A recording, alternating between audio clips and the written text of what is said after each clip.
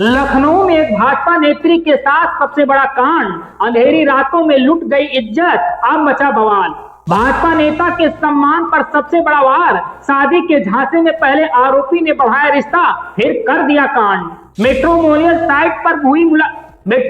Site पर मुलाकात के भरोसे सबसे गंदा खेल, शादीशुदा आरोपी भाजपा नेत्री को फंसाया, सगाई के बहाने की अश्लील हरकत। अब व्हाट्सएप कॉल पर दे रहा धमकी, फोटो करो डिलीट वरना जान से दूंगा मार। दोस्तों, लखनऊ की सियासी गलियारों से निकली एक ऐसी खबर जो पूरे यूपी की राजनीति को हिला डाला।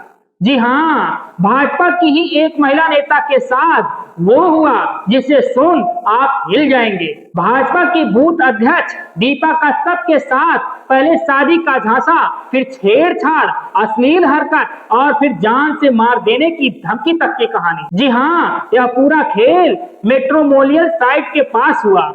भाजपा महिला नेता का आरोप है कि आरोपी हर्षवर्धन कश्यप ने खुद को तलाकशुदा और मारुति कंपनी का असिस्टेंट सर्विस मैनेजर बताकर पहले फंसाया, लेकिन सच ये निकला कि वो पहले से शादीशुदा है, 2 बच्चों का पिता है और फर्जी आरडी से धोखाधड़ी कर रहा था। पीड़ित का आरोप है कि 13 जून को मुलाकात के दौरान आरोपी ने अंधेरे का फायदा उठाकर छेड़छाड़ की।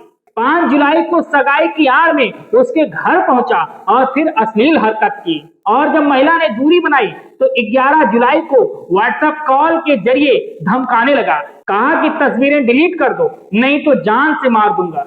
यानी प्यार, शादी, भरोसे के नाम पर एक महिला नेता के सम्मान के साथ खिलवाड़ और फिर दबंगई से डराने की कोशिश। अब सोचिए, जब एक सत्तारूढ़ पार्टी की महिला नेता ही सुरक्षित नहीं है, जब एक बूथ अध्यक्ष को मेट्रोमोनियल साइट के बहाने इस तरह धोखे और धमकी का सामना करना पड़े, तो आम महिलाओं की सुरक्षा का क्या होगा। विपक्ष सवाल उठा रहा है कि यूपी सरकार बेटी बचाओ के नारे लगाती है, लेकिन हकीकत में बेटी बचाओ नहीं, बेटी चुप रहो की मजबूरी बन जाती है। बीजेपी के भीतर भी अब असहज स्थिति है, क्योंकि मामला सीधे सीधे महिला सम्मान और सुरक्षा से जुड़ा है, और यही मुद्दा चुनावी राजनीति में हथियार बन सकता है। विपक्ष से डबल इंजन की डबल स्टैंड करार दे रहा है, क्योंकि महिला नेताओं को न्याय दिलाने के बजाय पार्टी अक्सर चुप्पी साध लेती है।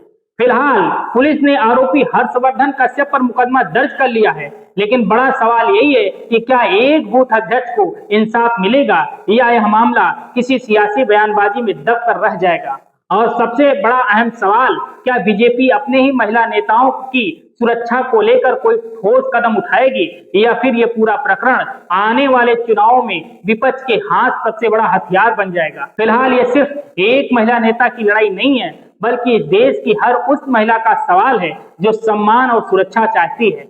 Bureau report, Sumit Sharma, same TV digital. Subscribe करें साम टीवी, क्योंकि हम आ गए हैं अब आपके बीच, दिखाएंगे सत्ता के वादों और अपराधियों के एक एक कारनामे की हकीकत।